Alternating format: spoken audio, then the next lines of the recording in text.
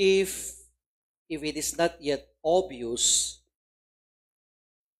if you may have observed the past few years or even decades, one characteristic of people of today is coming out. And that is, we are becoming a people of the temporary. Why? Because people are now so crazy about things that are temporary. I'll give you one example. Last month, October, towards the end, it was the release of the new model of iPhone. It is iPhone 16. And if you have watched the news, can you just imagine? People will sleep overnight just to fall in line so that they can be first on the line in order to be able to get this iPhone 16. For me, that is not even crazy. There must be something wrong with it. Why? Because ag-overnight ka. Jay floor ti mall ti pagturugam naka-uplag ka ijay. Just for you to be able to get the iPhone.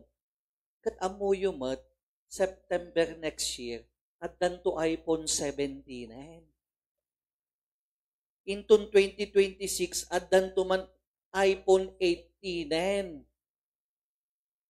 And so why would you be crazy about something that is temporary?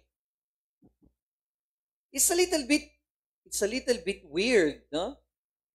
That people of today, well, iPhone is just one example. But when you go to malls, all you see are things that are temporary. Well, it's like for example sa akin, before we went to Hawaii, I was using size medium. Small pwede pa sa akin dati. Pero nung bumalik kami, large naman na. Sabi ko, yung katawan ko rin pala yung size ng katawan ko, temporary din. So ngayon, naghahanap ako ng large. It's a good reflection for all of us because even Jesus in the gospel for today, sabi niya, people were so amazed about how beautiful the temple was. Oh, daming mga palapalamuti, ang gaganda, diba? Sabi niya, the day will come that one stone will be left. Lahat yan mawawala.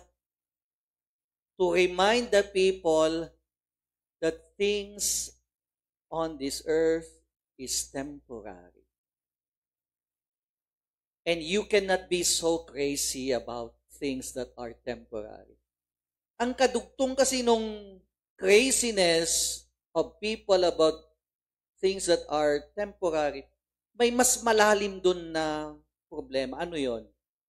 Hindi lang tayo crazy sa mga temporary. Ang problema dun, we treat temporary things as essential. Kaya yun ang problema. Sinasabi ni Jesus, hindi lang kayo parang namamangha sa mga palamuti. Pero karamihan, yung mga temporary sa mundong ito, para sa mga tao ngayon, nagiging pinakamahalaga na. Like for example, yung mga tao, hindi nga pumipila na magsimba Pipila para sa iPhone. Diba? Mag-o-overnight ka na magdadasal. Ayaw mo nga Pero mag-o-overnight ka sa mall, sa sahig, para lang magka-iPhone. Bakit sa mga tao ngayon, nag-shift na kumbaga, yung value system natin. na yung mga temporary, mga pansamantala lamang ay nagiging pinakamahalaga, essential sa buhay. But Jesus is reminding us now, first, you have to remember the things of this world, they will pass away. Time and everything is fleeting. Sabi nga nila. And because they are temporary, they are not supposed to be considered essential. Because what is essential endures and it will last. Yun ang diferensya nun eh. Yung temporaryo, pansamantala, hindi yan pinakamahalaga sa buhay. Dahil ang mga pinakamahalaga sa buhay ay ang mga bagay-bagay na nagtatagal. Things that will last. Things that endure. They are the ones that are essential. Ang dami niyan eh. Ang dami niyan eh. Like for example, yung relasyon natin sa Diyos. Relasyon nating maganda sa tao. Paggawa natin ng mabuti. Dapat nga yan yung pinipilahan ng tao, di ba? But it's so crazy, no?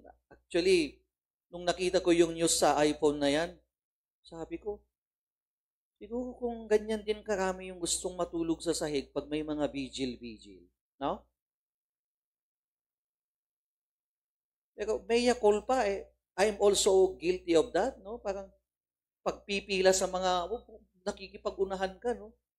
Pero pag mga spiritual na bagay, mamaya na yan. Bakit ako magpupuyat yan? Ako, Diyos ko naman. Diba? There's something wrong already in our spiritual mindset. So, my dear brothers and sisters, we journey in this world. We are part of this present time. Ito yung dalawang warning sa atin so that we may not fall into this trap.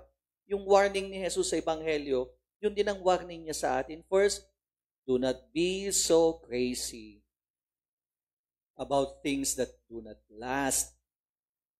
Do not be so crazy about things that are temporary in nature. Yung pangalawa, kadugtong niyan, because temporary things are not essential. Things that are essential are things that endure and will last. We all stand.